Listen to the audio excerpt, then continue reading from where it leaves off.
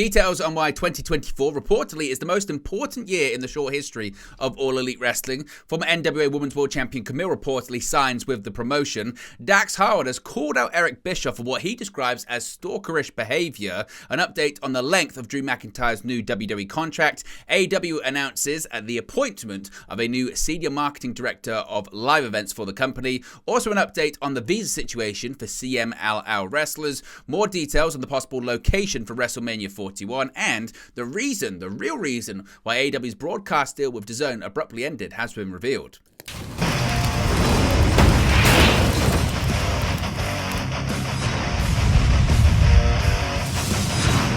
Hey guys, welcome back to Wrestling News 365. Hope everyone is doing very well. As always, there are plenty of news stories to get into in the world of professional wrestling. Let's start off talking with why 2024 is the most important year in the short history of All Elite Wrestling. Now, for 5 years, AEW has proven that there is enough room in the marketplace for two major professional wrestling promotions, finding success on television and pay-per-view, setting attendance records with events like AEW All In at London's Wembley Stadium, and proving to be a competitor for WWE for wrestlers on the free agent market. Even with all that success, though, there are some, including the Wrestling Observer newsletter's Dave Meltzer, who believe that 2024 is the year that will ultimately make or break the promotion. Now, the reason for that, as Meltzer revealed on this morning's Wrestling Observer Radio, is AEW's ongoing negotiations for a television deal, as the current contract with Warner Bros. Discovery is set to expire later this year. Stating that it all comes down to these deals, Meltzer proclaimed that the next television deal, be it with WBD or another conglomerate/TV network, would prove whether AEW owner Tony Khan was right about AEW's long-term potential, or would prove his critics right about the promotion being a failure. Due to this, Meltzer believes that it's imperative that Khan came off well publicly while negotiating. Meltzer's viewpoint on the latter subject appears to have been referenced by Khan's comments while appearing on the NFL Network late last week, when Khan was critical of WWE, referring to the promotion as evil and the Harvey Weinstein of professional wrestling, a reference to the ongoing lawsuit the promotion is facing and former chairman Vince McMahon. Khan's comments have been met by a polarizing response from fans, pundits, and wrestlers, with some feeling the comments were out of bounds, while others have praised Khan for keeping the story in the news. So what do you make of that thesis, I suppose, from Dave Meltzer? Do you believe that 2024 is the most important year in AEW's history? And what do you think the outcome is going to be for this potential television deal? Do you think it's going to be with Warner Bros. Discovery? Do you think it's going to be an increase? Do you think it's going to be a decrease? How do you think it's going to play out? Let me know your thoughts about that in the comment section below. Now, a bit of an update when it comes to Kamille, because she had previously teased that she's been signed with a company for quite some time, and now we know who it is. Kamille Is All Elite, Sean Ross Sapp of Fightful Select has learned. Kamille has been a free agent since January 1st. Now, she recently stated on Twitter that she has been signed since February, and Fightful Select has learned that the former NWA World Women's Champion is slated to join AEW and is under contract with the company. Now, Kamille was the NWA World Women's Champion for a staggering 812 days and was a huge part of the promotion as it found its leg under Billy Corgan's ownership. She had noted in the past that she had discussions with Shawn Michaels in WWE. Tony Khan had stated on a media call prior to AEW Revolution that he considered Kamille to be a great free agent and noted that she was somebody the promotion had scouted, believing her to be a good fit for the company. Now, there's no details when we could potentially see a Kamille debut or anything like that, but what are your thoughts on AEW signing Kamille? Let me know your thoughts about that in the comment section below. Now, Dax Howard and Eric Bischof, two people that have been very vocal about AEW, certainly on both sides of the argument. Now, WWE Hall of Famer Eric Bischof has never been one to mince his words about AEW. Despite appearing for the company in 2020 and 2021, Bischof has been extremely critical of the promotion over the past few years, even saying he would rather chew his arm off than watch AEW regularly. Bischof recently responded to a fan on social media who noted that after AEW's recent financial estimates were made public, the company would become profitable when they get their new media rights deal. The WWE Hall of Famer stated that everyone in AEW should be singing like the cast of Glee if the company was profitable, which former AEW Tag Team Champion Dax Howard noticed. After going through some of his recent activity on X, Howard replied to Bischof by saying, quote, "I know it's your gimmick and the other guys pay you well to bury AEW, but checking out your timeline and all the Tony tweets and retweets, it's looking very stalkerish. Netflix's Baby Reindeer would do you a bit of good, my brother in Christ." Now, some of Bischoff's more recent critiques of AEW include Swerve Strickland's career potentially being ruined because he didn't get a championship celebration on AEW Dynamite, the Elite attacking Tony Khan being a bad parody of the New World Order, and Mercedes Moné lowering her stock since joining the company in March. Bischoff has exchanged words with Khan on social media on more than one occasion, with the AEW president even publicly celebrating the end of Bischoff's Strictly Business podcast. So do you agree with Dax Harwood's estimate, or is he being sensitive to the criticism? Now, Drew McIntyre, a bit more of an update when it comes to him after he signed a new WWE contract this week. After months of speculation regarding his future, things became much clearer for Drew McIntyre over the weekend after The Rock announced that McIntyre had signed a multi-year extension to remain with WWE.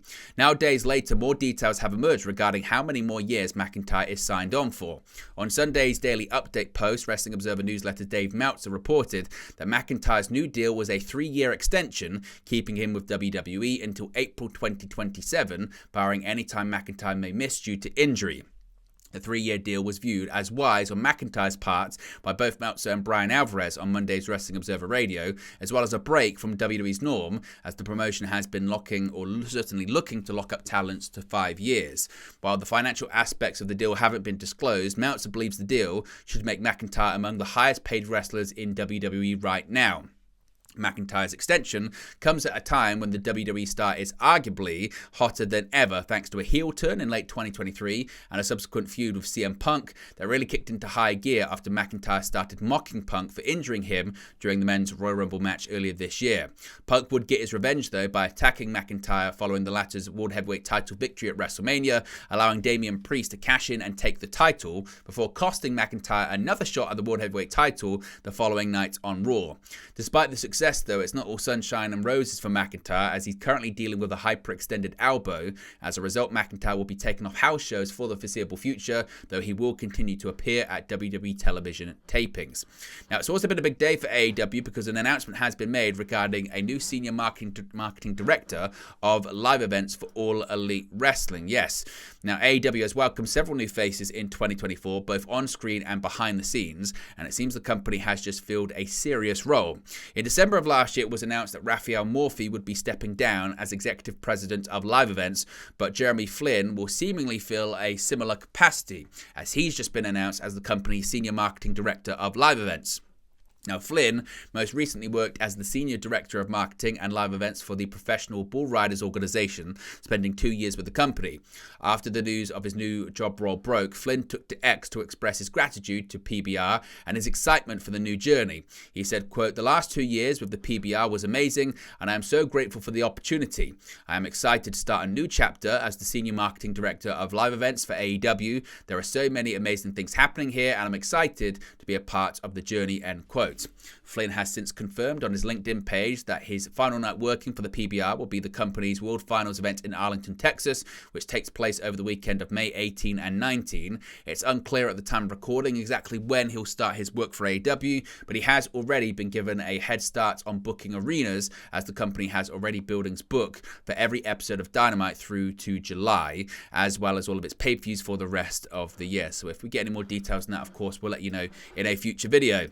Now, a bit of an update when it comes to CMLL, and it looks to be some positive news for the Mexican promotion. While CMLL and AEW have enjoyed a very successful partnership so far in 2024, whether it be AEW stars competing in Arena Mexico or CMLL stars heading north of the border, the working relationship hit a snag in February when 19 CMLL luchadors saw their work visas revoked. As such, those luchadors were prevented from working for wrestling promotions in the United States, including AEW, for the foreseeable future.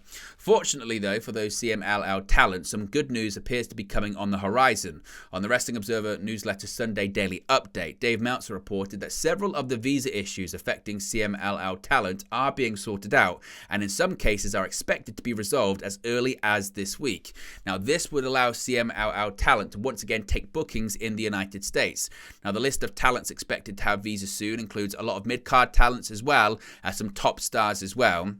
Now, one of them is Blue Panther, the most notable name, as I mentioned, probably on that list. He recently wrestled Bryan Danielson in Arena Mexico on April 5th, with Danielson scoring the win. After the match, both Panther and Danielson expressed interest in having a rematch in the United States. Now, indeed, that is possible. So we'll have to wait and see how that plays out, but certainly good news, as it is expected that CMLL will have a big influence in this year's Forbidden Door pay-per-view with both AEW and New Japan Pro Wrestling. And we've also got more details when it comes to WrestleMania 41, because as of the time of recording right now still, we have no confirmation on what the location and date is going to be for next year's biggest event on the WWE calendar.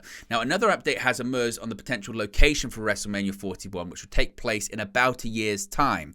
Traditionally, WWE would have announced the date and location by now, but there's been a sizable delay this year. That's because there are two locations seemingly in the running, and the delay is bad news for one of them. Now, those cities are Minneapolis and Las Vegas, and as time goes on, it's looking likely that Vegas is the front runner. Today, WrestleVotes reported, quote, "After speaking with a reliable WWE source over the weekend, it seems that the chances of WrestleMania 41 being held in Minneapolis are decreasing with each passing day. The longer we wait for an announcement, the stronger Las Vegas looks," said the source. While this doesn't mean Minnesota is out of the running, the delay in announcing isn't part of any new strategy or rollout. WWE is reportedly keen on getting the word out as soon as possible. Now, Dave Meltzer also reported a few days ago that Vegas was the frontrunner and things are being worked out between the city and WWE, hence the delay. Now, Minnesota state government had seemingly hinted recently they were hopeful of landing WrestleMania 41, but now it's looking less and less likely. And finally, a bit of an update when it comes to AEW and a deal they had with DAZN and why it kind of mysteriously and abruptly just ended and disappeared. Now, the real reason a broadcast deal for AEW mysteriously ended earlier this year has reportedly been revealed. Now, AEW programming disappeared from DAZN with no explanation as the company continues in its biggest year to date with the hopes of negotiating a big contract in a few months' time. Now, regarding the specific deal with DAZN, Stephen Mulhausen, who used to work for DAZN, reported, quote, "Scoop, DAZN and AEW had a 3-year deal with DAZN having the right to drop them after the first year. DAZN exercised the option that ended the deal on New Year's Eve. The reason DAZN dropped AEW was because except for All In, the pay-per-view numbers were below expectations and not enough people were watching except for select episodes and the first month of Collision, where AEW was available internationally, so DAZN ended the deal early." Now, Mulhausen later tweeted saying, quote, "Want to make perfectly clear, to me it wasn't AEW's fault the deal wasn't renewed. I ran the wrestling social side for DAZN. AEW bent over backwards when I asked for interviews and liners from talent to promote their major TV shows and pay-per-views. DAZN never gave wrestling even 5% of the budget given to boxing and MMA, which to me was a shame as wrestling had a real shot at DAZN, but besides me and the news team, it never got the opportunity it deserved." Now, this news came after it was revealed that Television Universion's VIX prematurely ended its deal with AEW as well. Of course, if we get any more details on that in the future, we'll let you know. But there you go, guys. The latest pro wrestling news for you. Be sure to smash a like on the like button. Be sure to subscribe, bottom right-hand corner. As always, let me know your thoughts in the comment section below, and I'll speak for you again very, very soon. Hey guys, thank you for watching, listening, streaming, or however you come across this video today. Be sure to click on the video on the right there to watch our next video, or click the bottom there to subscribe, or the bottom right hand corner. Thank you very much, and I'll speak to you again very soon.